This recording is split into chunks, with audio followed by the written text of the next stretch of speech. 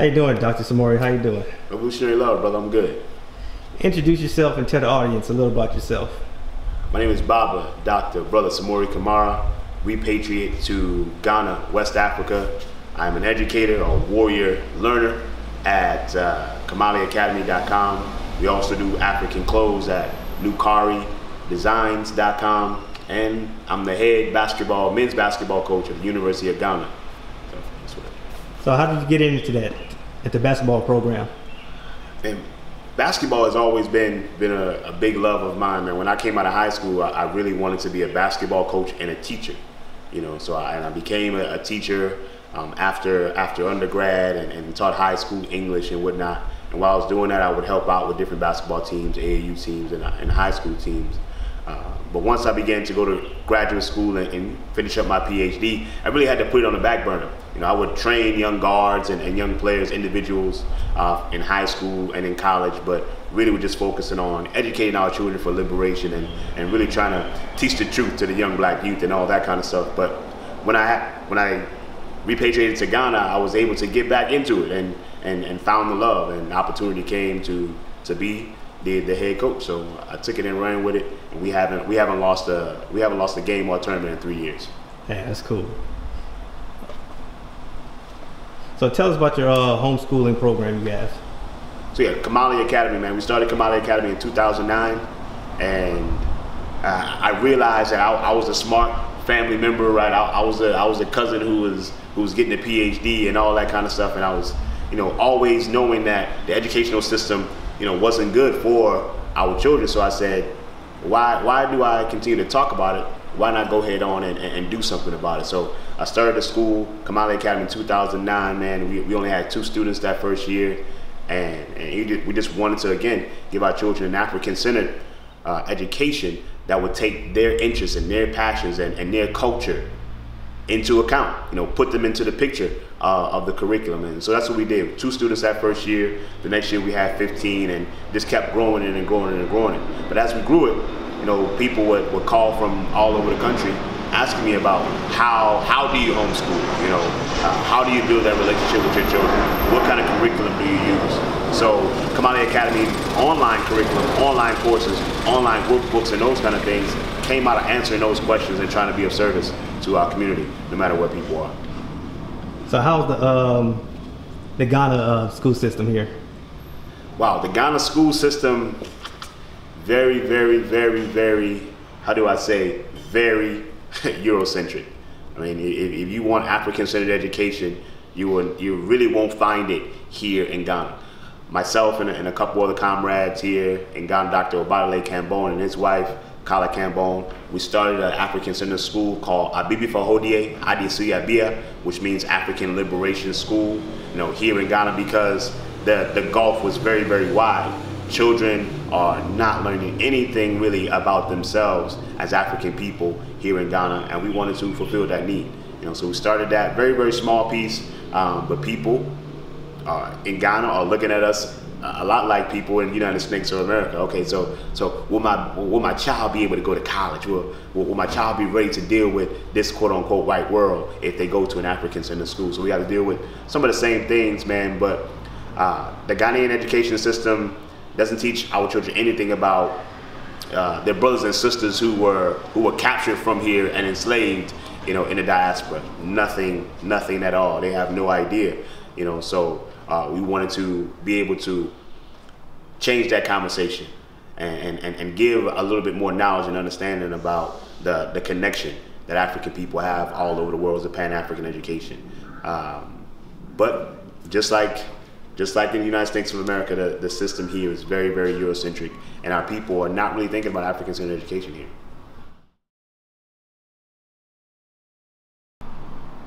So the year of return, it sounds like a beautiful thing, you know. Returning to our birthplace, returning. You know, we are those ancestral spirits that were taken forcibly away from here. So to be able to return and be welcomed, it's a beautiful thing. It's a beautiful feeling, I'm sure. But I wonder if it's a marketing ploy to just to get some more American dollars, or British pounds or euros in the door. But I think it's a beautiful thing. African people, whether it's a year of return or a year of not return, we should always be returning back to the place where we come from. It is a pilgrimage that I think everybody should do if they have the means, or it should find the means to come in, particularly Ghana, because Ghana has a lot of historical sites, a lot of history that will be, very, very inspirational to us. You ask folks, if you watch videos, folks who come here, it's a life-changing experience. So return home if you can, man. And Ghana is a great place to start for many of us, because you don't necessarily have the language barrier, and again, you have all the history of, the Black Star Line. I mean, you got the Black Star in the Ghanaian flag because of Kwame Nkrumah's influence from Marcus Garvey. And you have all the Adinkra symbols that you see all the time in our African-centered communities in the United States of America and other places. Those Adinkra symbols come from here. So return it, Sankofa, go back and fetch it. How can we know, where we're going in the future if we don't know where we've been? And we can come here, we can see all the opportunities and all the obligations that we have to bring our personal skills and talents here to make this place a better place, not only for the community that's here now, but for those generations who are yet to come. So return home in 2019, return home in 2020, return home whenever you can. I think that's a beautiful thing. What about the right of abode and citizenship? So there's a lot of mythology around particularly Ghana in terms of citizenship and all those kind of things, man. I don't know many people who have gotten the right of abode piece here in Ghana. And I think you had 34 new Ghanaian citizens from the diaspora just a couple years ago. I think it was 2016 in December. So that citizenship piece is really not on the table for a lot of us coming from the diaspora. Maybe it's changing, maybe it's not, but you are a citizen. You don't have to have any government, give you that stamp of approval. Because many of the governments on the African continent are still very much European and funded, by other folks. So they might not have our best interests in mind, but you're a citizen. So come on home, whether they give you a Ghanaian passport or not, you are still welcome. People will tell you and attest to Ghana's a very welcoming place. And one of the beautiful things about taking my daughter back and forth to Ghana is that she would never have the erroneous idea that Africans don't like her, right? That's another myth that we have. My daughter knows that African people love her. African people see her as a young sister, a family member who has come home, and they see me the same way. I mean, the presence of Chinese and other nationals here, it's gaining momentum. I mean, you see all the buildings. Many of the buildings that are coming up are built by others.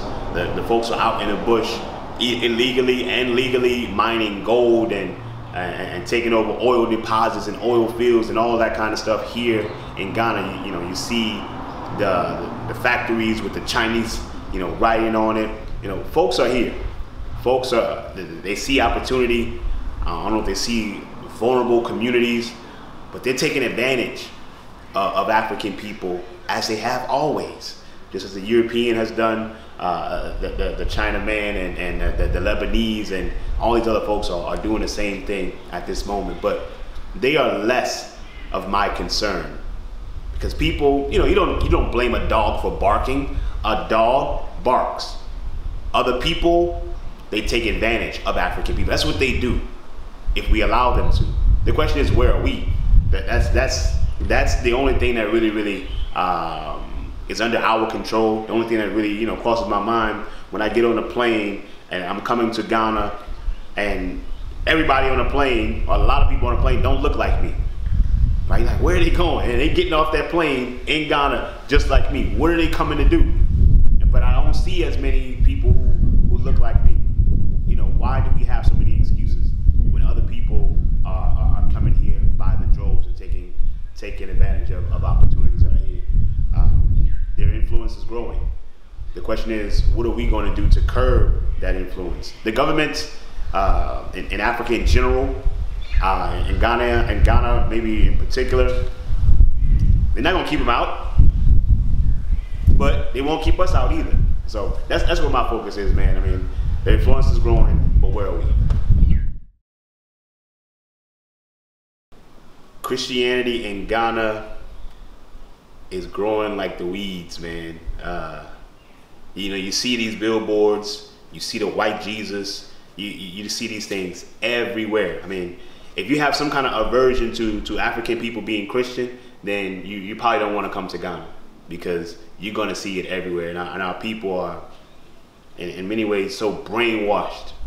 So, not even brainwashed, maybe just brain polluted by this Christian idea, man, that the vast majority of our people would not be any good for African revolution. I mean, because they will fight you hard if you begin to even question the religion that their slave masters have given them. And it's different from in the States.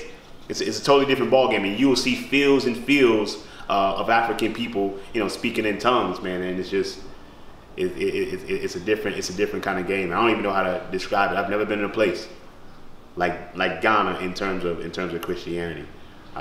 Mega churches are everywhere. Churches, you know, I was saying in the United States of America, there is a church on every block. Nah, there's 4 churches within every block here in Ghana, and people are getting that money. You know, the preachers they're hustlers, and our people who believe in that particular Christianity, man, they're giving their last, and the church is the best looking place on the block. It's crazy. It's crazy. Ghana it's on another level with that Christian piece, man. That's kind of sad. It's very. I mean, it's really sad. And again, I try not to bother myself about things I cannot control. I try to educate, you know, my players, my students, those who are in my purview as much as I can about you know, true nature of the Christianity and how we got it and how we can move away from that to our own peace, our own spiritual systems that have been around long before those Europeans came around with their Christianity. Man, well, the top 3 books that every African should read, or the top 3 books that I always recommend to folks. Number 1 is The Falsification of African Consciousness by Dr. Amos Wilson. If you haven't heard of Dr. Amos Wilson, go ahead on and look him up online. Look at some of his lectures, look at some of his videos, and enjoy the gift of clarity that Dr. Amos Wilson gives us, man.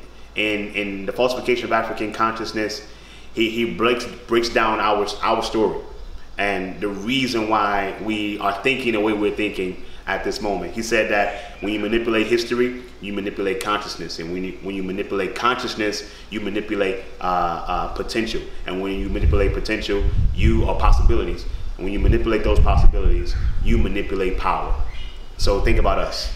We don't have an idea of our story, of who we are. So our consciousness is totally misoriented and falsified. So we don't have the possibilities and we don't have the power we should have because of that. Another great book that I always recommend is 2000 Seasons by Aikwe Armand. He's a Ghanaian writer. This 2000 Seasons in particular is a fiction book, historical fiction book that you will find yourself underlining over and over and over again. The brother's writing is poetic and it's deep. It's a book that everyone should read. Ask a person who's read 2000 Seasons what they think about it, and you'll see what I'm talking about. Another book I would suggest, man, is The Destruction of Black Civilization by Dr. Chancellor Williams.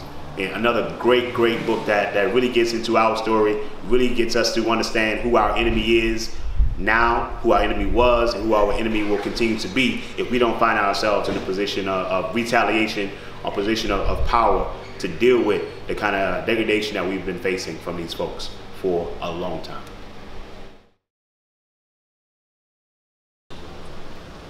I found that Ghanaians here have really accepted me compared to the Ghanaians that I met in graduate school. You know, many Ghanaians, you know, that I met in graduate school, you know, I walk around campus like this with a dashiki and jeans on campus, and they'll look at me crazy like, why are you wearing it? We don't even wear that in Ghana. I'd be like, you're not wearing it in Ghana because, you know, something's wrong with you. Like, why are you not wearing your own African clothes, but you're wearing a suit and a tie and all that kind of stuff. But here in Ghana, it's been a magical situation for the most part, because when you have skills and talents and you show those skills and talents, you know, people will tap you for those skills and talents and those passions. And so I've been able to use my skills and my talents and my passions here in Ghana very freely, man. So yeah, man, it's been a pretty good experience in terms of my relationships, you know, here in Ghana. Some people don't have a positive story, you know, about the way they've been treated here in Ghana, but I think it's more about your perspective, because what you go, you know, when you go somewhere, what you seek or what you give is going to come back to you. So if I'm giving off negativity, if I'm giving off an air of arrogance, an air of I know better than you, then of course people will treat me in a certain way. But if I'm humble, if I come curious and I'm willing to learn and willing to give and grow with the folks who I'm dealing with, as I've been here in Ghana, I've been received, you know, very, very well. So, you know, make sure you bring that kind of attitude, or understand the kind of attitude that you bring is the kind of attitude that you're going to receive, because African people love us. You know, in fact, I think that African people from diaspora, particularly the United States of America, we are the vanguard in terms of what other African people want to be, whether that be positive or negative. We are the vanguard. So bring that positive energy here, and you'll get it back. What I noticed, a lot of continental Africans, they look up to us. Absolutely. And we don't even realize that.